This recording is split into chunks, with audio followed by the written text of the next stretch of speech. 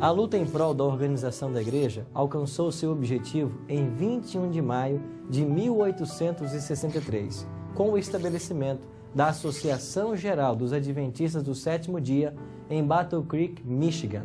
John Byton foi eleito seu primeiro presidente. Agora, a igreja estava pronta para dar o próximo passo, que tinha a ver com seu estilo de vida. Há exatos 15 dias depois da organização, ou seja, no dia 6 de junho de 1863, Ellen G. White recebeu a sua primeira visão geral sobre a reforma de saúde em Otsego. Ela estava na casa de Aaron Hillard para receber o sábado, e no momento que Ellen foi orar, ela então recebeu uma visão de Deus. Hoje, iremos estudar a reforma de saúde.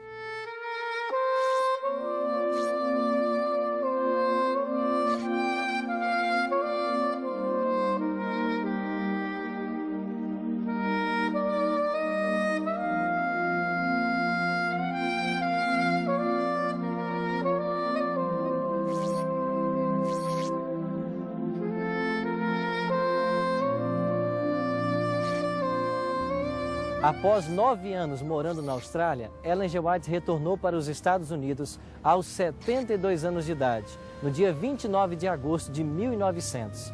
Trazia em seu coração lembranças de lindas terras que havia visto em visão próximo às montanhas de Redlands.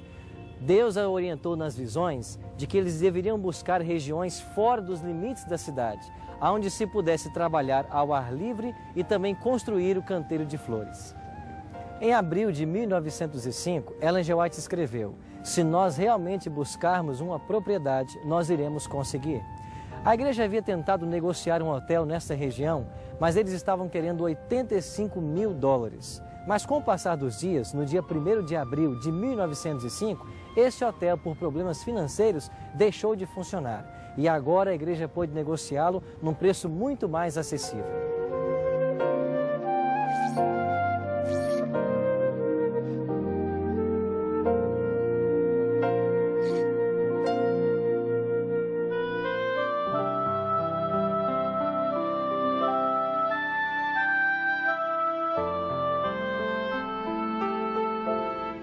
No início de maio de 1905, Ellen G. White, em viagem para Washington para assistir à reunião da Conferência Geral, deveria passar por Los Angeles. Quando parou no dia 4 de maio na estação, o pastor Burden, acompanhado de outros irmãos da igreja, vieram conversar com ela e lhe falaram sobre este local, sobre este hotel que havia sido fechado e que agora estava sendo vendido por $40 mil. Ela pediu que eles buscassem mais informações e escrevessem imediatamente para ela em Washington.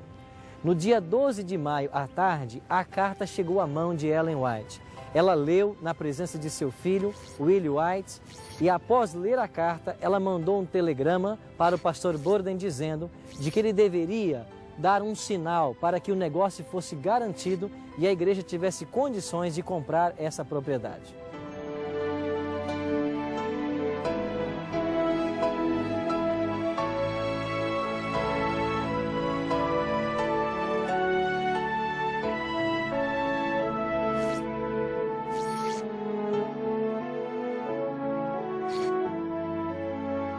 Nós estamos aqui no Centro Médico da Universidade de Loma Linda, mais especificamente na sala de tratamento com acelerador de prótons para o tratamento do câncer. Nós temos aqui um pequeno panfleto que mostra todo o complexo, mas aqui é o local onde os pacientes ficam para o tratamento. E a universidade é pioneira no lado médico na aplicação desse tipo de tratamento. E nós temos aqui Edward Schultz, que é técnico nesse setor aqui. E ele vai nos explicar um pouco como funciona. Somos o primeiro hospital do mundo a aplicar esta tecnologia do próton na cura do câncer. O Dr. James States convenceu a igreja e o governo a patrocinar o projeto. Este tratamento é diferente do das radiações convencionais, porque usa a tecnologia dos prótons. Prótons têm massa e carga e por isso podem ser concentrados e direcionados somente em um ponto desejável ou específico. Usando esta tecnologia, podemos determinar quão profundo está o tumor. E com ordens estritas ou restritas, pode-se tratar do tumor sem afetar os tecidos sadios adjuntos. O projeto é basicamente isto. O equipamento trata o tumor lá na profundidade sem danificar o tecido saudável. Há uma porção de equipamentos e acessórios atuando em conjunto nesta máquina. Este, por exemplo, é chamado de Gautry, com 10 metros, ou seja, a altura de um prédio com 3 andares. Pesa 94 toneladas. Na parte frontal, o nasal, há equipamentos especiais. Um deles é o controle que libera os feixes das radiações para a área que queremos tratar. Há outro acessório óptico, com uma abertura que cria um campo tridimensional, mostrando como o tumor é de fato, forma e volume, mas sob o ponto de vista do feixe de radiação. Portanto, observando seu tumor, pode-se ver como ele de fato é. O terceiro acessório é chamado de bullets ou balas. Sua função é revelar algo que tenha densidade diferente da do corpo. Então ele molda a forma daquilo que detecta. Nesta peça, nós cavamos uma profundidade. Quanto mais funda a cava, mais profundo o feixe de radiação irá para dentro do paciente. Com este equipamento, podemos fazer o tratamento da área tridimensional exata como ela é e tratar o paciente com segurança dentro desses limites. Este tratamento é individual, exclusivo para cada paciente. Se houver mais de uma área para ser tratada, são preparados vários desses equipamentos, um para cada tumor.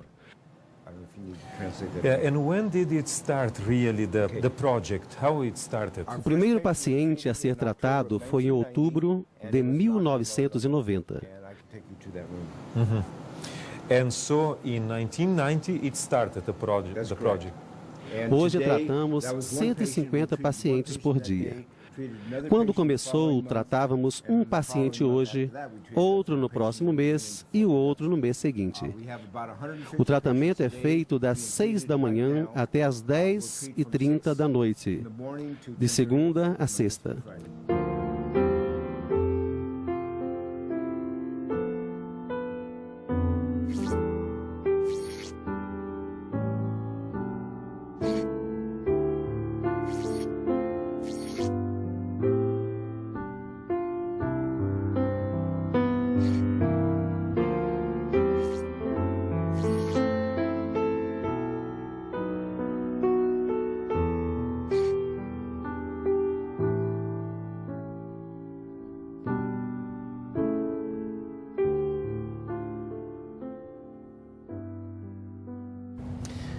Pastor Tim, quais eram as práticas de saúde do século XIX?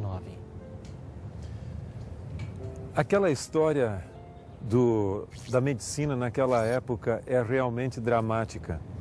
Haviam coisas que podiam ser consideradas como fazendo sentido, mas haviam também vários exageros. Especialmente o problema de saneamento das grandes cidades até era bastante precário. Por exemplo, muitos dos animais, no caso os cavalos que passavam pelas ruas, defecavam na própria calçada ou na rua ali, e depois pessoas passavam ali, principalmente mulheres com seus vestidos longos ali, varrendo aquela sujeira toda. Havia o hábito também de se colocar o lixo fora da casa, não no lugar apropriado, mas ficava ali no lado de fora, exposto logicamente na calçada das cidades ali. Muitas vezes a água que era usada para lavar a louça ou alguma outra coisa, lavar os pés ou a roupa, era jogada fora de casa, próximo à porta da cozinha, e depois filtrava de volta para dentro da cisterna de onde eles retiravam a própria água. No século XIX, num dos hospitais mais famosos da cidade de Nova York, num só quarto, os historiadores mencionam que por aquele quarto passaram cerca de 40 ratos em um hospital, para você ter uma ideia como era a coisa. Além disso, o tratamento nem sempre ajudava o paciente. Alguns até diziam que ir a um hospital significava não sair mais de lá. Um dos tratamentos para o caso de febre era a tal de sangria. Retiravam sangue por acharem que a pessoa com febre estava com excesso de sangue. E se não melhorava, tiravam mais sangue, até que a febre declinasse. Mas o que acontecia é que por falta de sangue a febre acabava cedendo e não realmente porque o tratamento ajudava. Houve um presidente americano que morreu até com esse tipo de tratamento. Além disso, alguns criam que, no caso, o consumo do tabaco em si, o fumo, ajudava a matar micro-organismos do sistema respiratório. E você tem outras práticas mais. Os medicamentos, chamados de drogas, mais prejudicavam do que ajudavam. E nesse contexto é que surgiu, no caso, o sistema de saúde desenvolvido pela Igreja Adventista do Sétimo Dia. Ok, pastor. Bom, nós sabemos que a igreja começou com um programa há mais de 100 anos de saúde bem elaborado. Agora, qual é o papel dessa instituição aqui, Loma Linda, nesse programa mundial de saúde que a igreja tem? A partir do momento em que a Igreja Adventista perdeu o sanatório de Battle Creek e a escola de medicina lá da mesma cidade, junto com o sanatório, para o Dr. Kellogg, que se apossou da instituição, aqui se tornou o epicentro da obra médico-missionária da Igreja Adventista em nível mundial. No início, quando começou o sanatório em 1905, começou com uma instituição pequena, foi se desenvolvendo, começou também a oferecer cursos de nutrição, de medicina, e a partir de 1961 tornou-se universidade. Já no início, Ellen White, que estimulou o estabelecimento dessa instituição, ela disse que ela deveria ter tamanho nível de excelência acadêmica, que os graduados daqui pudessem passar em todos os exames requeridos pelo governo americano para a prática da medicina. E ela se tornou uma instituição de vanguarda.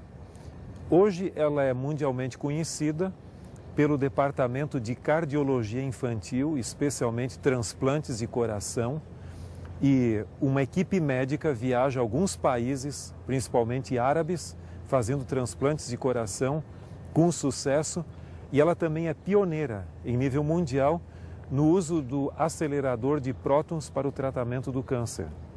E outras áreas também, como odontologia, também a pesquisa de cobras, no caso, e outros animais peçonhentos, mas ela é um referencial mundial dentro da igreja e fora dela também. A Igreja Adventista no âmbito mundial tem uma grande preocupação com a saúde. Agora, pastor, nós temos base na Bíblia para que a igreja tenha tanta preocupação em estabelecer um programa de saúde para os seus membros? Bem, a Igreja Adventista encontra no próprio ministério de Cristo uma base para a preocupação com a saúde. Você vai ver, por exemplo, que Mateus capítulo 4, verso 23, diz: percorria Jesus toda a Galileia, ensinando nas sinagogas, pregando o evangelho do reino e curando toda a sorte de doenças e enfermidades entre o povo.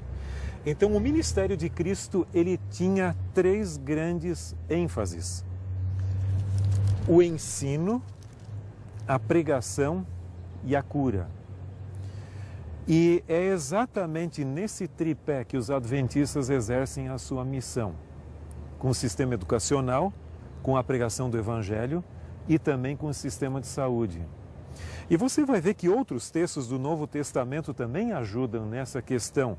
Por exemplo, a terceira epístola de João, que tem um só capítulo, o verso 1 e também o 2 esclarecem o seguinte: o presbítero ao amado Gaio, a quem eu amo na verdade, e o 2 acrescenta: amado, acima de tudo faço votos por tua prosperidade e saúde, assim como é próspera a tua alma. Então, em outras palavras, você vai ver que o próprio apóstolo João fazia votos pela prosperidade e saúde do seu amado companheiro. Então, a Bíblia também se preocupa com esse lado.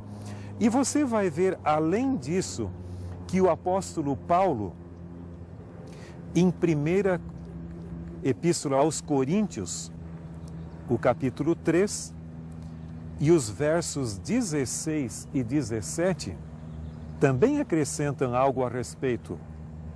Não sabeis que vós sois santuário de Deus e que o Espírito de Deus habita em vós? Se alguém destruir o santuário de Deus, Deus o destruirá, porque o santuário de Deus que sois vós é sagrado. Então nós vemos bem claramente aqui que o cuidado com a saúde física é parte do Evangelho. E um ponto muito importante é que os adventistas creem não no conceito grego do ser humano compartimentalizado ou separado. Espírito é uma coisa, alma outra e o corpo é outra coisa. Mas nós temos o sistema bíblico que é integrado. Há ênfase no aspecto físico, há ênfase no aspecto espiritual, no aspecto intelectual, mas todos eles estão interligados. E nesse conceito é que a Bíblia fala que nós somos o santuário de Deus. Então o corpo não é algo simplesmente mau. E se você acrescentar a esse texto que diz o capítulo 6 da mesma epístola aos Coríntios, você tem aqui o verso 19 e também o 20. Acaso não sabeis que o vosso corpo é santuário do Espírito Santo que está em vós, o qual tendes da parte de Deus, e que não sois de vós mesmos? Porque fostes comprado por preço. Agora, pois, glorificai a Deus no vosso corpo. Então, eu creio que é um dever não só dos adventistas, mas de todos os cristãos bíblicos cuidarem da sua saúde, porque esse é um princípio bíblico. Ok, bem, nós vemos que há aqui base bíblica para se cuidar da saúde. Agora, quais são as vantagens, pastor, que nós, como cristãos, se seguirmos as orientações da Bíblia, os conselhos de Ellen G. White, na nossa vida prática, quais serão as vantagens de se seguir essas orientações? Bem, é interessante que eu acho que não há nenhuma vantagem em ser doente. Eu acho que simplesmente é um sofrimento para o próprio indivíduo que está doente e como familiares também, por mais boa vontade que eles tenham. Então, se nós podemos viver uma vida com saúde, nós beneficiaremos não só a nós mesmos, aos nossos familiares e semelhantes. E é um princípio que diz, uma mente sã num corpo são é o ideal. Então, é lógico, quando nós muitas vezes estamos com um problema de estômago, alguma coisa, até o raciocínio não é tão claro assim. Então, eu creio que o objetivo, o ideal mesmo bíblico de Deus para nós, e Ele é o nosso Criador, é que a gente tenha saúde e saúde em abundância. E o melhor é evitar isso vivendo um regime saudável do que esperar para ficar doente e ver se consegue remediar a situação. Né? É isso mesmo, pastor. Deus é o nosso Criador e, como Criador, Ele sabe de todas as coisas que contribuem para o nosso bem-estar físico e mental. Por isso, Ele nos deu em Sua palavra as orientações claras do que devemos fazer para cultivar uma boa saúde. E através dessas orientações e dos conselhos de Ellen G. White, nós podemos ter uma vida saudável e uma mente lúcida para obedecer à vontade de Deus. Não gostaria você de rever alguns conceitos que você tem seguido? Não gostaria de você de tomar uma decisão hoje, de procurar reformular alguns hábitos da sua vida? Compreendendo que meu corpo é o templo do Espírito Santo, decido abster-me de todas as coisas prejudiciais e usar com moderação as que são benéficas, para que através de uma boa saúde possa glorificar a Deus.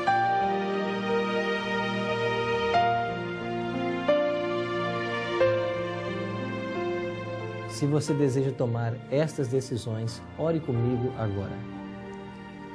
Nosso grande Deus e bom Pai, obrigado por todas as orientações concernentes à nossa saúde através da Tua mensageira Ellen G. White e da revelação de Tua palavra.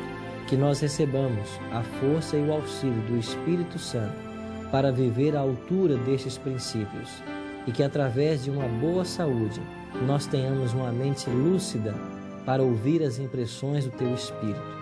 Nós te oramos em nome e por amor de Jesus. Amém. o ano de 1876 testemunhou a nomeação de um jovem médico de apenas 24 anos de idade para dirigir o Instituto de Saúde de Battle Creek, Dr. John Harvey Kellogg. Nos próximos meses, ele mudaria o nome do Instituto de Saúde para Sanatório Battle Creek. Na década de 1890, esta instituição alcançou renome mundial graças à direção desse médico, mas as coisas estavam para mudar. Na histórica Assembleia da Associação Geral de 1901, o Dr. Kellogg e seus companheiros procuraram fazer de tudo para dar à instituição médica um grau maior de independência. Frustrados, porém, em seus planos, eles começaram agora a elaborar novos planos de ação para tentar esse objetivo, mas adotaram uma postura que contrariava frontalmente a orientação da denominação. Nós estávamos para testemunhar uma das maiores crises já enfrentadas pela Igreja. Por isso, nosso próximo tema será os naufrágios na fé. Até lá!